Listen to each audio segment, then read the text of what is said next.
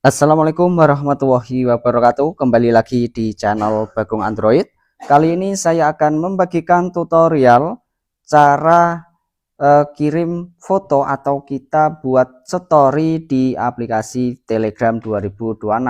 Nah, bagi teman-teman kalau belum tahu bagaimana cara upload foto di aplikasi Telegram, kalian bisa ikuti tutorial ini sampai selesai.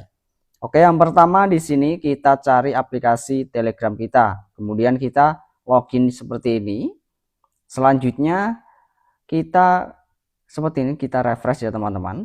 Kemudian kita pilih ini BT atau cerita saya, kita klik.